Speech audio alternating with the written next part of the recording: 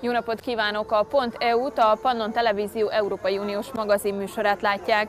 Ez a téli szünet előtti utolsó adásunk, de nem készültem különösebben karácsonyi témákkal, sőt néhány komoly tartalom is megjelenik mai adásunkban. Szó lesz például a migránsokról, az energiahatékonyságról és a szintetikus drogokról is. De lesz egy meglepetésünk is a műsor végén, érdemes kivárni.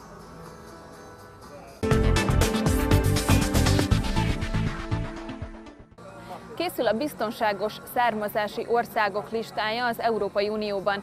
Ennek célja, hogy csökkentsék a menedékkérelmek számát. Az intézkedés a Balkán országait is érinti. Jelenleg ugyanis a menedékkérelmek 17%-a ezekből az államokból érkezik. Vagyis a biztonságos országok listája nem csak a migránsok szűrésére vonatkozik. A részleteket most a témával megbízott EP képviselő ismerteti. L'Union européenne a reçu plus d'1 million de demandes d'asile depuis le début de l'année.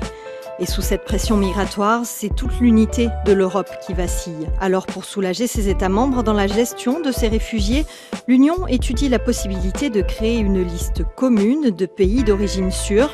La Commission européenne a proposé en septembre 7 pays pour cette liste commune. Pour le Parlement, c'est la socialiste Sylvie Guillaume qui est chargée de plancher sur le sujet.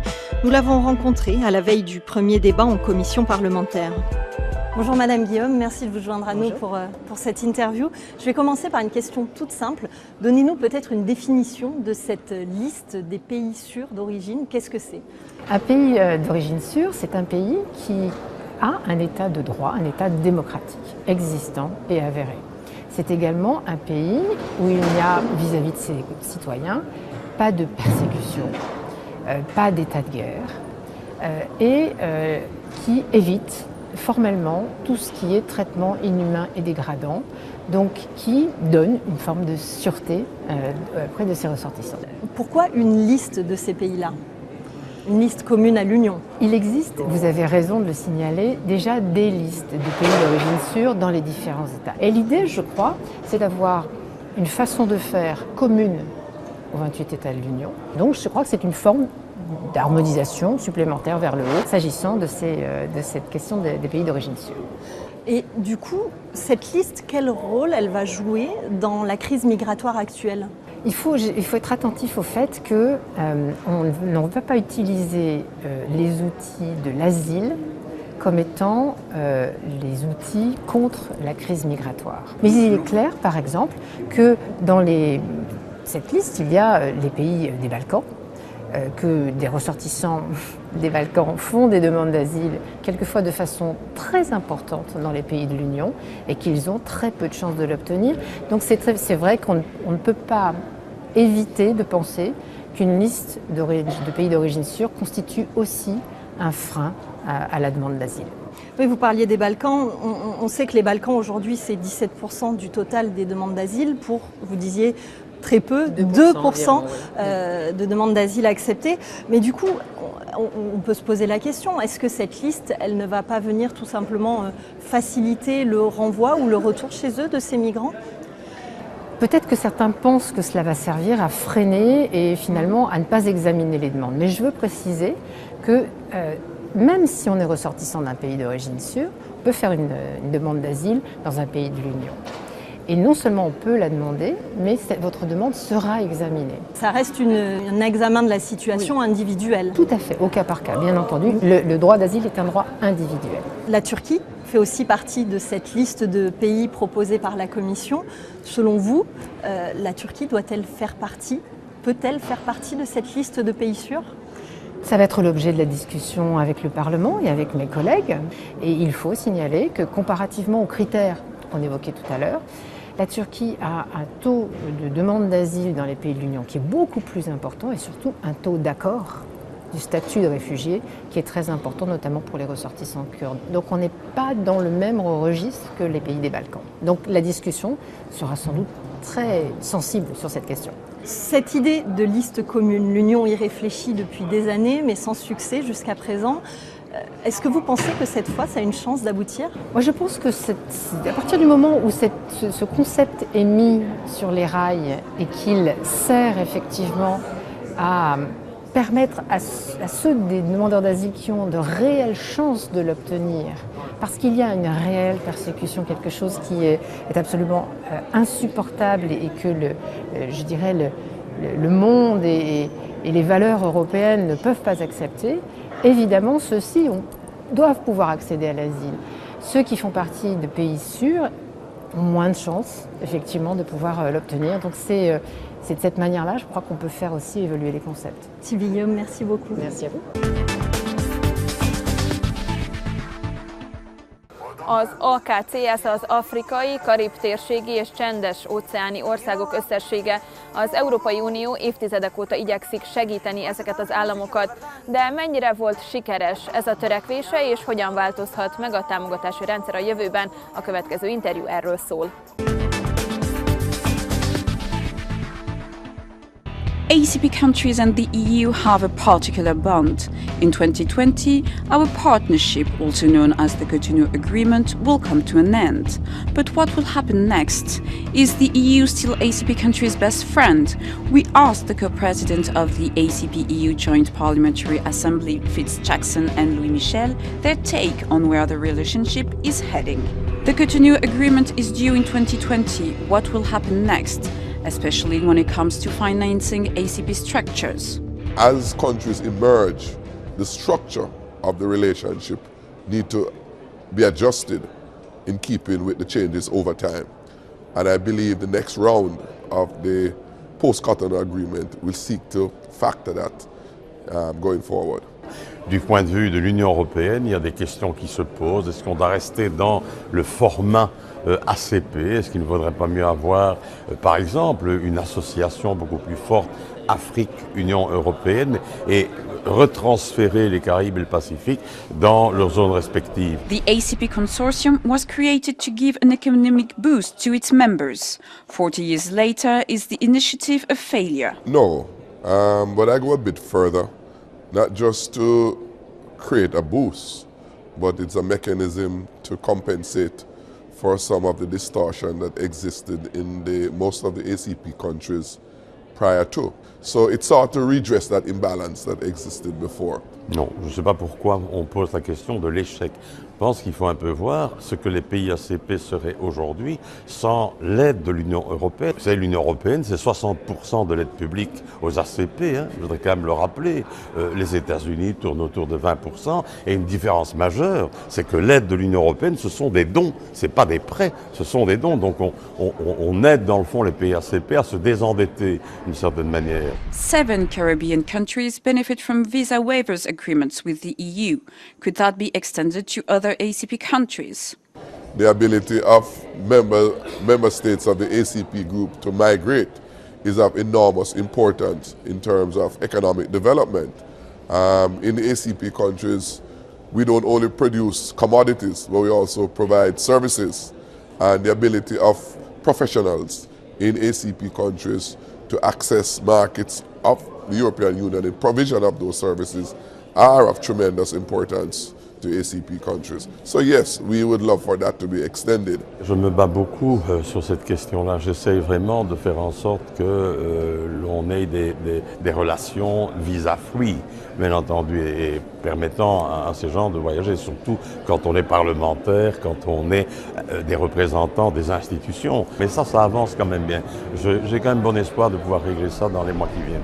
Isn't aid an outdated way to help ACP countries? Shouldn't the EU help ACP countries by making sure multinationals pay their taxes where they're due, like the European Parliament is trying to do for the EU? C'est un petit peu pesant de tout le temps entendre les critiques contre les multinationales occidentales. Je voudrais rappeler quand même que ceux qui pillent en premier lieu les richesses de l'Afrique dans un certain nombre de pays, ce ne sont pas les multinationales, madame. Ce sont parfois des responsables de ces pays-là.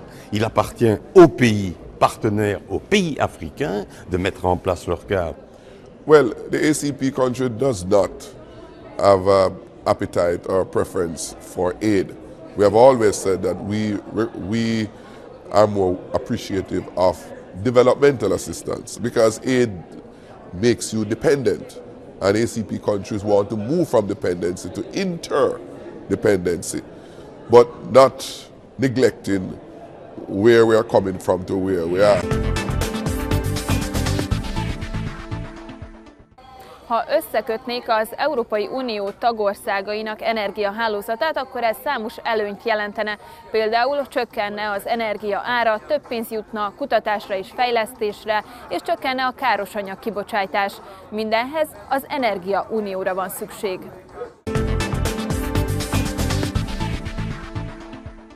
With different energy mixes in the pot in 28 member states and as many regulations, the EU is not nearly as energy efficient as it would like to be. But its biggest problem is that it imports 53% of all the energy it consumes, mostly oil and natural gas, for a bill as high as €1 billion per day. Some countries depend on a single supplier, leaving them vulnerable to supply disruptions caused by political or commercial disputes. So, to secure its energy future, the EU has decided to set up an energy union strategy. MEPs want to ensure that the 5-point strategy meets citizens' best interests. Increasing energy security. How? By generating renewable energy here, from wind, solar and even waves. Also, linking one country's grid with another, making these 28 energy markets more interconnected. And that could benefit you and me, giving us access to potentially lower energy prices. Next, energy efficiency. Every day we waste so much energy in our homes, workplaces and factories. Time to get efficient. Decarbonising our economy is another key point. But what does that actually mean? It means killing CO2 emissions altogether, forever. This, say researchers, is the only way to tackle climate change. Last but not least, investing in research, development and innovation. That means more money from the EU for groundbreaking research in low-carbon energy, linking up with the private sector. The project could jumpstart the biggest energy alliance the EU has formed since the foundation of the coal and steel community way back in 1951.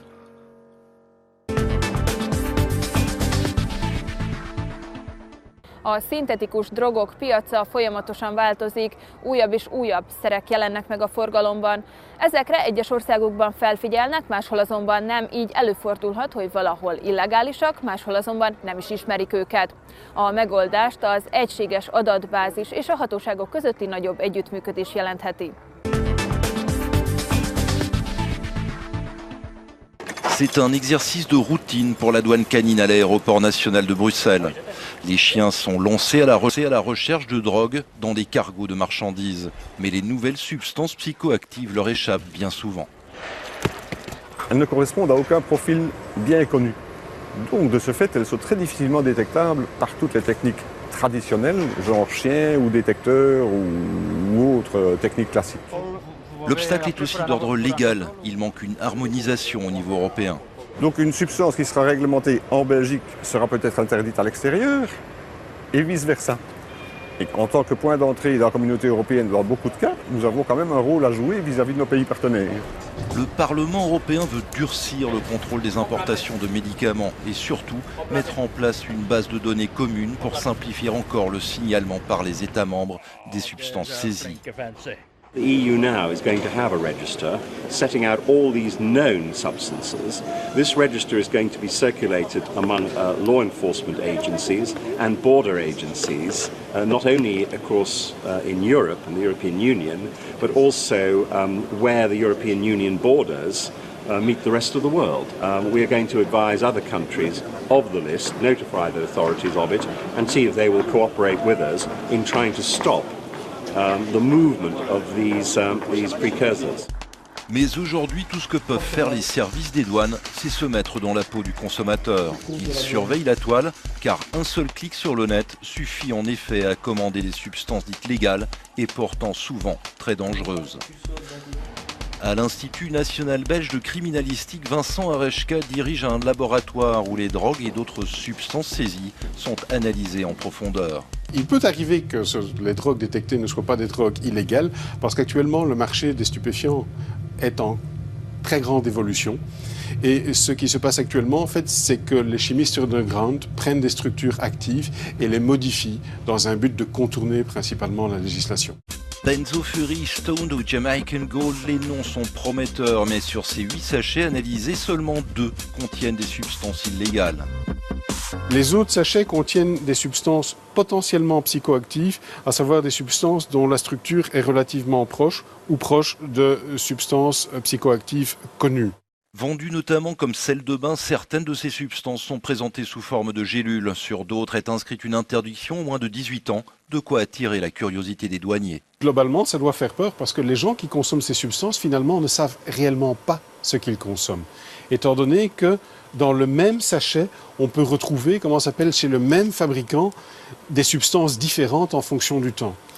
Ces substances n'ont absolument pas été étudiées au niveau pharmacologique, donc on ne connaît pas leur effet, mais potentiellement on sait qu'elles sont dangereuses. 73 nouvelles substances psychoactives de ce type ont été découvertes en 2012, soit près du double par rapport à 2011. Un système d'alerte précoce a été mis en place au niveau européen pour repérer les nouvelles substances dangereuses et les interdire ensuite. Le responsable en Belgique, c'est lui. EWS met Peter. Ah bonjour docteur. Oui, tout va bien. Vous avez eu un cas avec la substance 2,5-iodo-NBOME, oui. Et le patient, il vit encore? La substance en question aurait déjà provoqué 2 hospitalisations graves en Belgique et plusieurs décès en Scandinavie et en Grande-Bretagne. Les Britanniques, justement, sont les plus grands consommateurs de drogue dites légales. 52 personnes en sont mortes en Angleterre et au Pays de Galles en 2012. Très vite, l'alerte avait été lancée en Belgique, mais pour Peter Blankaert, c'est toute la législation qu'il faut revoir.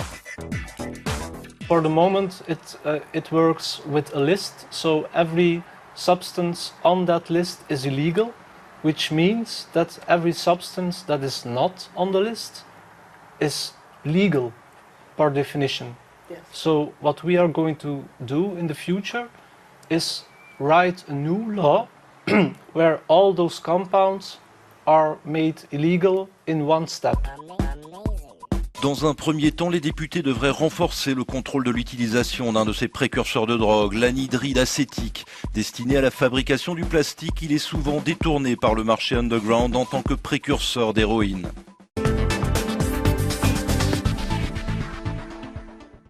És most következzen az a bizonyos meglepetés, amit még a műsor elején ígértem. A .eu rendszeres nézői már bizonyára ismerik Blinket, a zöld színű robotot. Most megmutatjuk, hogy ki ő is hogyan született.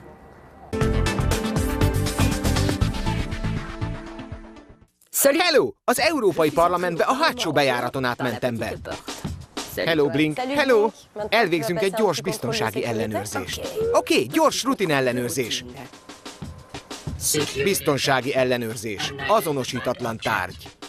Micsoda azonosítatlan tárgy? Én vagyok a Young Europe prezentátora. Ellenőrizheted. 2009. szeptemberében születtem. 9 hónap munkát követően. Van anyukám, később találkozhatsz vele, és apukám több is. Egy designer, tervrajz rendben. 2 számítógépes szakember, 2 grafikus tervező.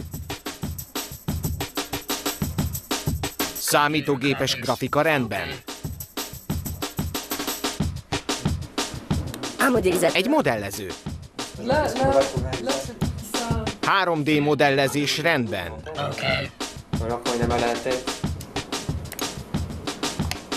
Animáció rendben.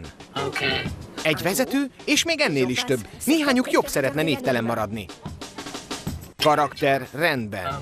Hé, radioaktív leszek, ha ezt így folytatjátok. Mehetsz és átveheted a belépőkártyádat. Nem aranyos? Oké, ez egy újságírói belépőkártya, ezzel beengednek. C'est un badge pour journaliste. Avec ça, je vais pouvoir rentrer. Hello, szabad a nevét? Blink, az Európa TV újságírója vagyok. Blink? Honnan származik ez a név? Várjon, megmutatom.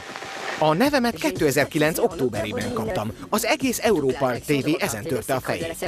Legyen Meep, Zip, Évi, Taz, Tilt, Zorzlu, Zob, Echo, Blink, Zoom, Zip. Nem olyan egyszerű olyan nevet találni, ami minden nyelven jól hangzik. Akkor hát Blink, 60%-os többséggel. Blink! Jaj, a Blink szörnyű! Blink nagyszerű! Blink. Egy szemblinkantás alatt. Ez gyors. A tévén blinkel. Ha már itt tartunk, miért nem blinking idiót? Senki sem tökéletes. Egy gyors fotó. Oké, beléptél a rendszerbe, mint újságíró. Hú, az Európai Parlament kulisszái mögül fogok tudósítani. Már nagyon régen vártam erre. 2 hónap munkámba került, amíg megtaláltuk a hangomat. A fenébe, az ajtó zárva. Arról álmodozok, hogy internetes sztár leszek. Pont arra készültem, nem? Belépés megtagadva. A fiatal Európa újságírója vagyok. Belépés megtagadva. Több nyelvű. Belépés megtagadva. Úgy ismerem Európát, mint a tenyeremet. Belépés megtagadva. Tökéletesen felkészültem a prezentálásra. Indulhatunk? Üdvözöljük! Irány a stúdiójánk, ő az elődöm. Hello, üdv a hírekben! Elég nehéz követni, végül leváltottam az Európa TV-n 2010. januárjában. Üdvözöl az Európál! Micsoda? Szeretnéd, hogy fiatalosabbá tegyem a csatornát, vagy mi? 2010. Új külső, új hang, új név.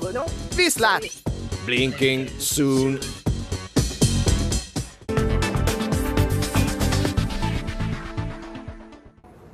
Ez volt mára a Ponteu, a következő adást majd január közepén láthatják. Szép ünnepeket kívánok, viszontlátásra!